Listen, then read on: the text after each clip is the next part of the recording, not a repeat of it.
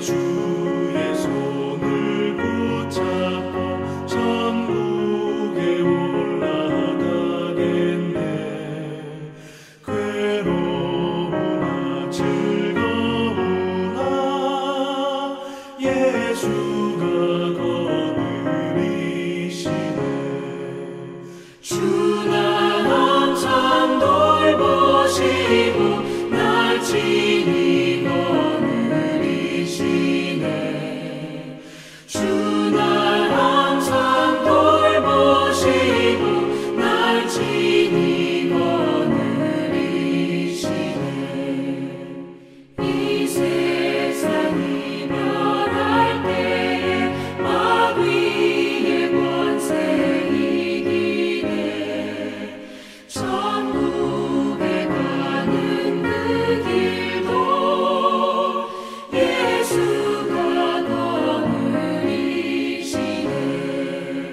주 날 항상 돌보시고 날 친히 거느리시네.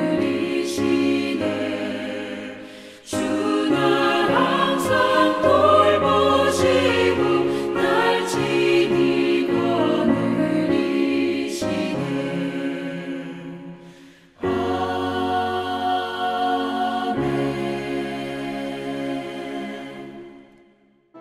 이 하나님이 힘으로 내게 띠띠우시며 내 길을 완전하게 하시며 나의 발을 암사슴 발 같게 하시며 나를 나의 높은 곳에 세우시며 내 손을 가르쳐 싸우게 하시니 내 팔이 놋화를 당기도다.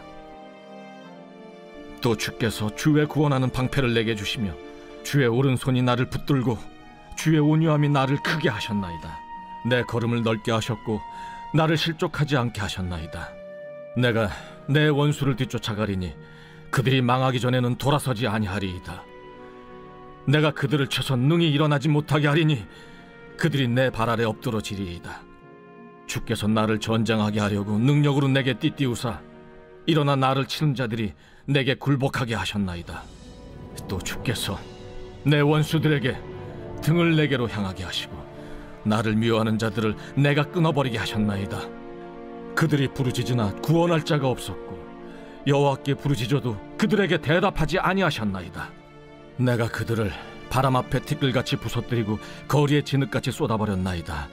주께서 나를 백성의 다툼에서 건지시고 여러 민족의 으뜸으로 삼으셨으니 내가 알지 못하는 백성이 나를 섬기리이다.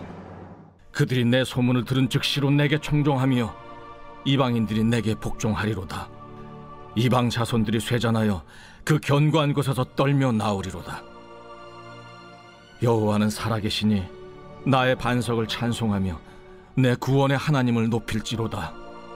이 하나님이 나를 위하여 보복해 주시고 민족들이 내게 복종하게 해주시도다. 주께서 나를 내 원수들에게서 구조하시니 주께서 나를 대적하는 자들의 위에 나를 높이 드시고 나를 포악한 자에게서 건지시나이다. 여호와여, 이러므로 내가 이방 나라들 중에서 주께 감사하며 주의 이름을 찬송하리이다. 여호와께서 그 왕에게 큰 구원을 주시며 기름 부음 받은 자에게 인자를 베푸시며 영원토록 다윗과 그 후손에게로다.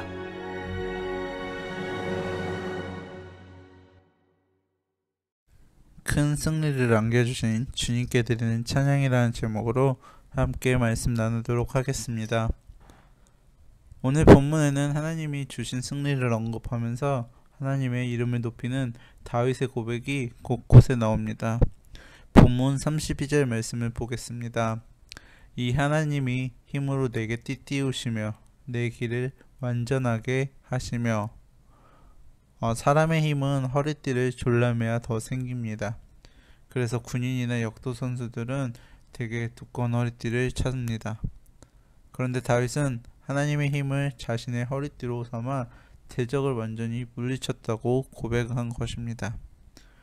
또한 다윗은 하나님이 자기 발을 암사슴의 발 같게 해서 자신을 높이는 곳에 세우셨고 자신의 손을 가르쳐 싸우게 했으며 하나님이 힘 주심으로 자기 팔이 일반인이 잘 당길 수 없는 노타를 당겼다고 고백을 합니다.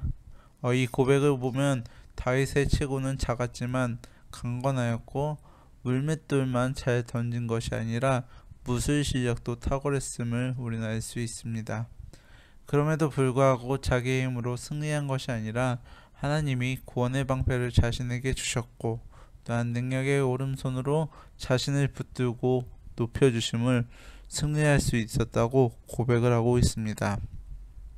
다윗은 더 나아가 하나님이 자신의 지경을 넓혀주셨고 또한 자신을 실족하지 않게 해주셨다고 고백을 하였습니다. 즉 하나님은 구원하시고 힘주시고 지켜주시는 것에서 끝나지 아니하고 성공과 승리까지 주셨다는 뜻입니다. 그 다윗의 승리는 하나님의 은혜로 원수가 완전히 파멸되는 철저한 승리였습니다. 그 완전한 승리가 본문 39절에서 45절에 자세히 묘사되어 있습니다. 그 승리로 알지 못하는 이방 민족까지 다윗을 섬기게 되었고 어떠한 국가들은 다윗의 연전연승하는 소문만 듣고 전의를 상실한 채 항복을 하게 되었습니다. 그때 당시에 얼마나 다윗의 명성이 높아졌겠습니까? 그러나 이 다윗은 그 승리를 자기의 힘으로 돌리지 않고 오직 하나님의 은혜로 돌리고 하나님을 찬송하고 하나님의 이름을 높였습니다. 또한 자신이 전쟁에서 이겼다고 하지 않고 하나님이 이방 민족들을 복종하도록 도와주셨고 또한 자신을 원수들에게서 구주하시고 대적들 위해서 자신을 높이 드셨다고 고백하면서 이방 민족들이 보란듯이 하나님께 감사하고 하나님의 이름을 찬송하였습니다. 그 모습을 보면서 이방 민족들이 어떻게 생각했겠습니까? 여호와 하나님이 참 신이라고 여기고 수많은 사람들이 다윗 때문에 여호와 신앙으로 개종을 했을 것입니다. 왜 성도가 성공하고 승리해야 합니까? 하나님의 이름을 높여 하나님께 영광 돌리고 많은 사람들을 하나님의 품으로 이끌기 위해서입니다. 마지막으로 다윗은 본문 50절에 이렇게 노래합니다. 여호와께서 그 왕에게 큰 구원을 주시며 기름 부음 받은 자에게 인자를 베푸시며 영원토록 다윗과 그 후손에게로다.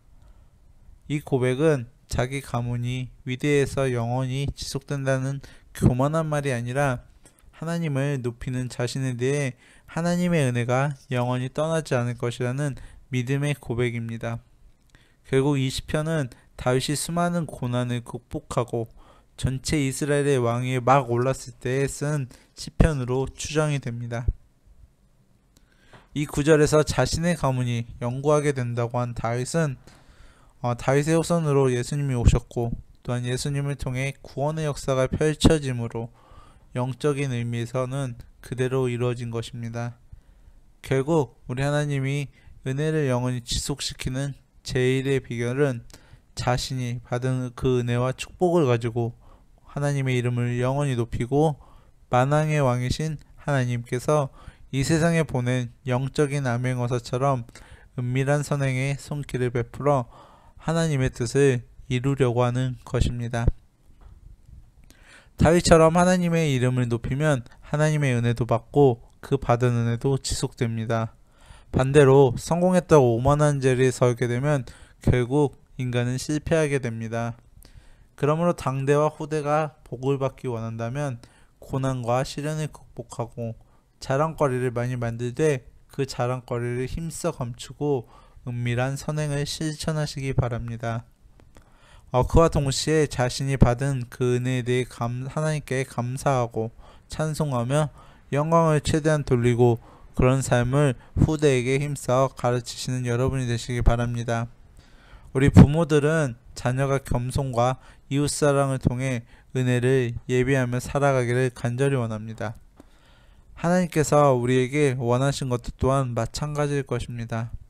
하나님은 육신적인 면에서도 모범이 안 되면서 하나님, 예수님, 성령 이란 말을 자주 일컬으면서 영성을 자랑한 사람들을 별로 기뻐하지는 않으십니다. 오히려 조용히 이웃사랑을 실천하며 육신적인 면에서도 모범을 보여줌으로써 하나님의 이름을 드높이며 사는 사람들을 진정으로 기뻐하십니다. 사랑하는 여러분, 항상 다윗처럼 영육간의 모범이 되고 말이 아닌 살아가는 모습을 통해 하나님의 이름을 크게 높이시는 복된 심령들이 되시기를 주님의 이름으로 축복합니다. 감사합니다. 하늘에 계신 우리 아버지, 아버지의 이름을 거룩하게 하시며 아버지 나라가 오게 하시며 아버지의 뜻이 하늘에서 같이 땅에서도 이루어지게 하소서. 오늘 우리에게 일용할 양식을 주시고 우리가 우리에게 잘못한 사람을 용서해 준 것 같이 우리 죄를 용서해 주시고 우리를 시험에 빠지지 않게 하시고 악에서 구하소서. 나라와 권능과 영광이 영원히 아버지의 것입니다. 아멘.